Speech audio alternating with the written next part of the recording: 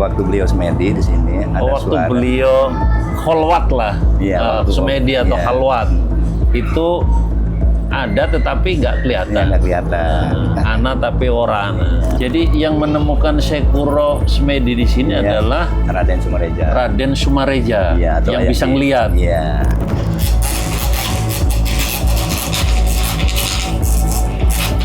Dan banyak sekali orang yang percaya sumur ini punya karomah lah, karena sejak zaman Syekh Kuro nih abad ke-14 ini belum kering, masih ada aja. Ya Rasulullah, salamun alaik ya Rafi'a syami. عطفة يا جيرة العالم يا أهيل الجود والكرم.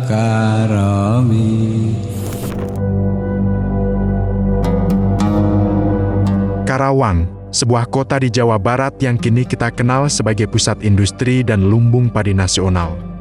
Namun, jika kita memutar kembali roda waktu ke abad ke-14, tanah ini adalah pelabuhan bagi sebuah revolusi peradaban.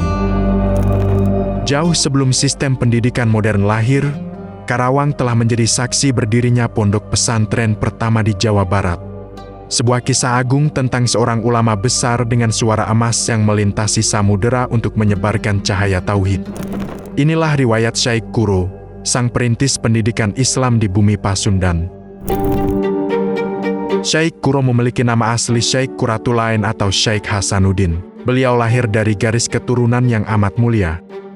Merujuk pada naskah Purwaka Carubanagari, nasab beliau bersambung langsung kepada Rasulullah Shallallahu Alaihi Wasallam melalui jalur Sayyidina Husain bin Ali bin Abi Thalib. Beliau adalah putra dari Syekh Yusuf Siddiq, seorang ulama besar di Campa yang juga merupakan mufti kerajaan. Tumbuh dalam lingkungan intelektual, Syekh Kuro menimba ilmu hingga ke Haramain, Mekah dan Madinah, berguru pada paman-pamannya seperti Syekh Jumadil Kubro. Perjalanan dakwahnya dimulai pada tahun 1416, saat beliau ikut dalam ekspedisi militer Damai Laksamana Cheng Ho. Sempat singgah di Cirebon dan disambut oleh Syah Bandar Ki Gedeng Tapa, Syekh Kuro akhirnya memilih Karawang sebagai pelabuhan terakhirnya. Di daerah Pulau Bata, beliau mendirikan pondok Kuro pesantren Al-Quran pertama di Jawa Barat.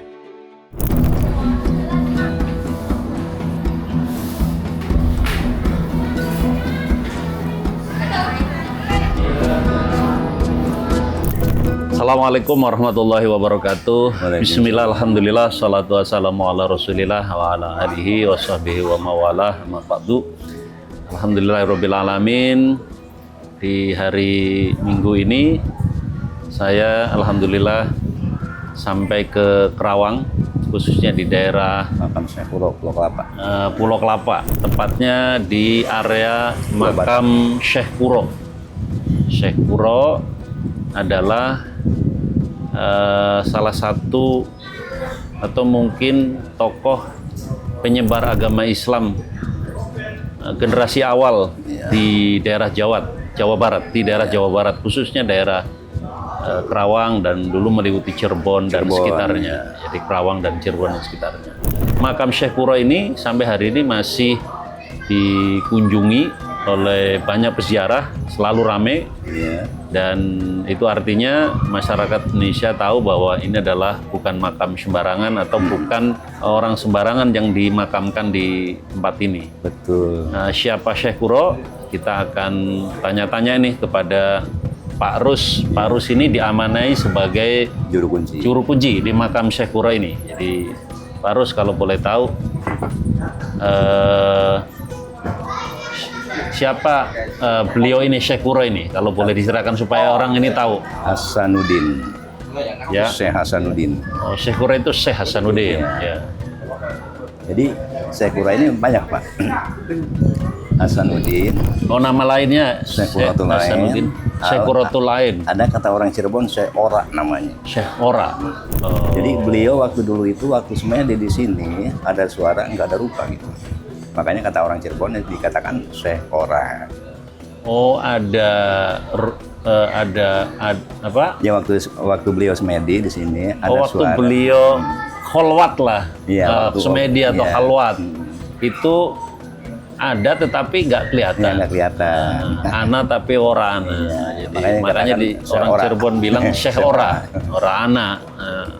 Ya. Jadi nama lain dari Syekh Ora oleh masyarakat dikenal Syekh Hasanuddin Hasanuddin. atau Syekh Qurratul Ain Iya. atau Syekh orang Cirebon bilang Syekh Ora. Nah, beliau ini sosoknya seperti apa, Pak? Jadi kenapa beliau itu banyak diziarahi orang di sini? Jadi ya memang beliau ini ya orang yang terpandang dan orang yang apa tuh ya? Yang lebih hebat lah kita. Orang terpandang, Iya, orang yang punya banyak kehebatan lah. Ya, Ya. kehebatan. Kehebatannya orang percaya itu apa saja, Pak, di sini? Jadi waktu dulu kan beliau di apa tuh di Masjid Agung Karawang ya. Jadi ya langsung sini semedinya di sini. Makanya beliau diketemukannya pada malam Sabtu Kliwon. Jadi sebetulnya beliau ini kan di Masjid Agung Kerawang, Iya. terus semedi di Pindah. sini di malam Jumat Kliwon. Iya. Terus Nah yang menemukannya itu Raden Sumareja atau boleh dikatakan Ayah Jiin. Makamnya yang dekat desa itu. jadi yang menemukan Syekh Qurra Semedi di sini Iya. adalah Raden Sumareja. Raden Sumareja Iya, atau yang Ayah bisa Jiin. ngelihat. Iya. Jadi waktu itu kayak penerangan waktu dulu kan ada cahaya gitu. Oh, karena Syekh Sumareja itu atau Bukan itu? beliau itu bukan saya. Oh, bukan Syekh. Bukan. Sumareja ini Raden. melihat ada Raden Sumareja Iya, ini melihat Raden ada semacam Sumareja. cahaya, Iya, cahaya. di sini. Nah, ternyata Syekh Qurra sedang semedi. Ya itu diketemukannya pada malam Sabtu Kliwon. Makanya di sini kalau Sabtu Kliwon banyak pengunjung. Pak. Ditemukan oleh Raden Sumareja. Raden Sumareja itu di malam Sabtu Kliwon, Kliwon. iya. Jadi makanya hari Sabtu Kliwon itu Sabtu banyak Kliwon. peziarah di Banyak sini penjara, karena iya. situlah awal mula dilihat oleh Ya. Raden Sumareja. Nah, Ya memang waktu dulu ini ya pengunjung-pengunjung banyak juga sih. Sampai sekarang ya udah pada tahu menyebar gitu. ya. Ya makanya yang dari mana-mana sampai. Ada yang dari Lampung sampai Banyak orang datang ke sini, banyak kan tujuannya apa ya, Pak, kalau boleh? ya wallahu alam itu. Wallahu alam, ya. Ya intinya yang ini minta keberkahannya aja berkah barokah gitu. Nyari barokahan ya. Ya sekarang nanti kita silaturahmi kepada beliau, dah hakikatnya mau ya Pak Sebagai ya. orang soleh. Iya, makanya alhamdulillah Syekh Qurratul Ain ini banyak para pengunjung-pengunjungnya yang dijarahi sama dia. Ada pengunjung yang cerita-cerita ini nggak, Pak? Setelah ziarah di sini itu dia mengalami apa atau dia datang ke sini karena dapat pesan apa gitu? Nah kalau pengalaman saya waktu dulu ya memang nggak ada sih, cuma ada satu orang. Ada satu orang, Waktu dulu kalau nggak salah orang Bogor itu. orang Bogor. Jadi dia kalau nggak salah ya, menemukan keris Menemukan keris. Nah, di di sini di lokasi. sini, lokasi sini. Oh. Jadi kata rombongan ini satu orang lagi kemana? Padahal ya udah masuk ke dalam tuh Pak. Oh, itu padahal itu rombongan. Iya udah masuk ke dalam. Tapi rombongan yang lain nggak ngeliat ini. Nggak ngelihat. Ya setelah itu pusakanya ditaruh di tas baru kelihatan dia. Saya dari sini kan dari tadi di sini katanya. Oh, Saya pengetahuan saya itu. dia dapat keris di sini. Kalau sebagai juru kuncen yang nungguin di sini, Pak Rus ini pernah apa pernah dikasih petunjuk apa di situ? Ya memang sepengetahuan saya nih ya. Jadi saya hasil dapat kalimahnya ini ya saya mohon kepada Allah ya Pak. Iya. Ya Allah saya tolong berikan apa yang beliau waktu menendang dalam dunia ini, apa yang diperkuat kalimah-kalimah ini sama beliau gitu. Iya. Sampai 7 bulan saya tuh baru mendapatkan. Oke. 7 bulan maksudnya Jumat Kliwon, setiap Jumat Iya. Kliwon. 7 Jumat Kliwon. Isyarahnya apa itu? Dapatnya apa itu? Ya kalimahnya. Kalimahnya ya? Ya jujur saya. Iya. Subhanallah walhamdulillah wala ilaha illallah wallahu akbar la haula wala quwata illa billah. Subhanallah walhamdulillah wa la ilaha illallah la haula wa la quwata illa billahil azim. Makanya kalau saya mimpin tawasul, nah itu suka dipakai. Jadi ketika 7 bulan dia memohon petunjuk Allah, dikasih kalimah itu. Maksudnya 7 bulan 7 7 Jumat bulan, Kliwon. Ya. 7 kali Jumat Iya, Kliwon. 7 Jumat Kliwon. Maksudnya 1 Jumat Kliwon kan 1 bulan, Pak. bukan 7 bulan kita semedi terus, bukan. Ya, setiap Jumat Kliwon. Ya, setiap Jumat dalam Kliwon. waktu 7 bulan. Iya. Ini kan ada banyak cerita, Pak. Syekh Kuro ini punya murid yang pada akhirnya dinikahi sama Prabu Siliwangi. Ini Subang Larang. Subang Larang. Orang sini tuh ceritanya gimana ya? Ya jarang-jarang banyak ceritain sih masalah itu mah. Iya. Cuma kalau yang di belakang itu saya Bentong itu muridnya beliau. Syekh Benong, ya benar. Kalau lihat sanatnya itu kan asal-usulnya dari Syekh Kuro itu konon dari Campa ya, dari Campa. Kamboja. Kemudian berdakwah ke Pertama sini. dari Cirebon. Pertama ke Cirebon. Kembali lagi sini, baru dia diindak di sini di Jawa Barat. Jadi pertama ke sini di Cirebon, tapi diusir terus balik lagi Iya. ke sini dan menyebarkan agama Islam di sini. Ya.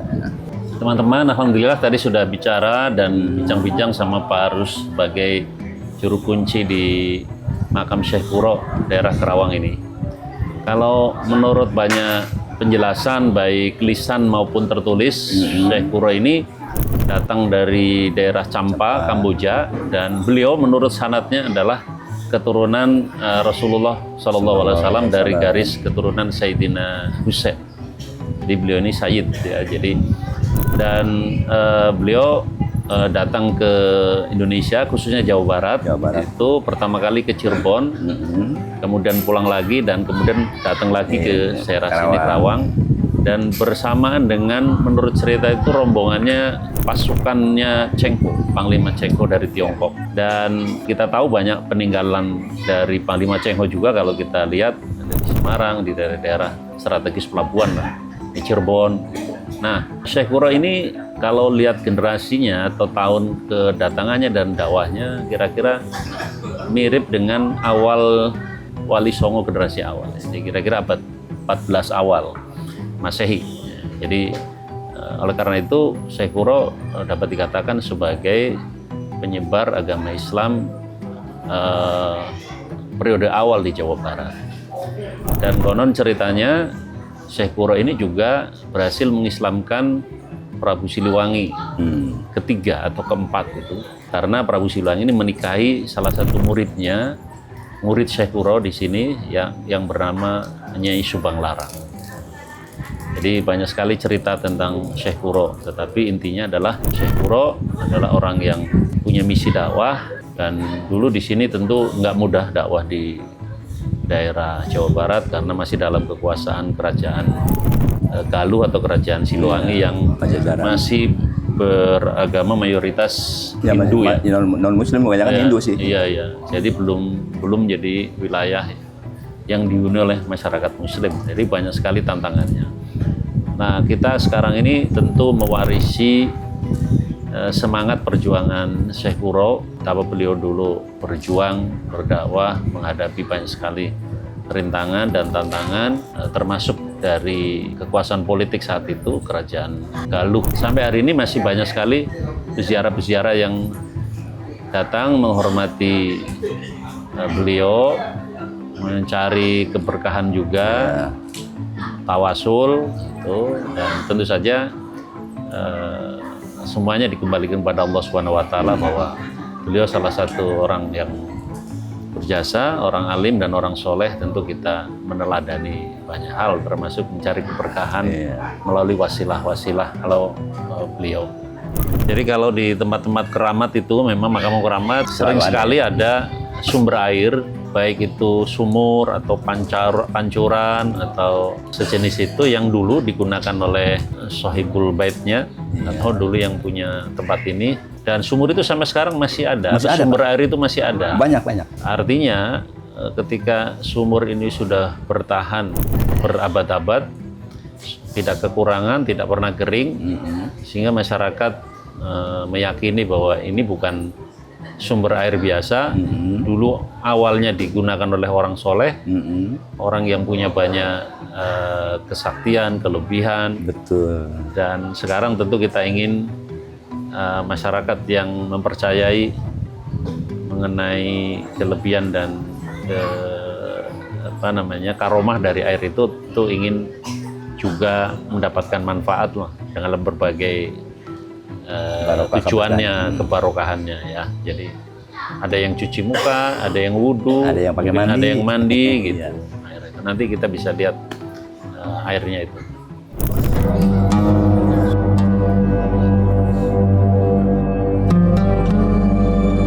Nah, ini yang disebut sumur Awisan. Ini sumur Awisan. Ini yang tadi saya bilang sumur yang dulu sejak zaman Syekh Kuro digunakan ya untuk wudhu, mandi, pokoknya digunakan sehari-hari lah. Dan sekarang masih pakai timba nih. Nah.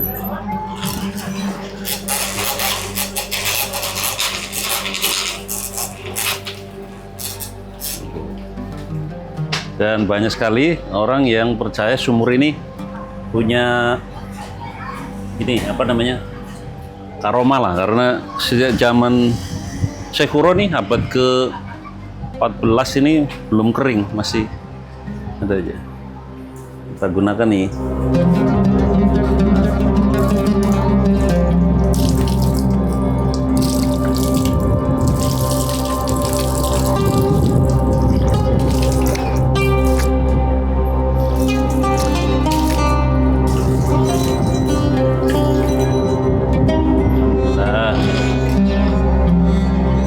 Tadi begini nih, Pel. Nah. Alhamdulillah. Seger. Kayak orang sini percaya bahwa air ini seperti air Zam-Zam. Jadi bisa diminum.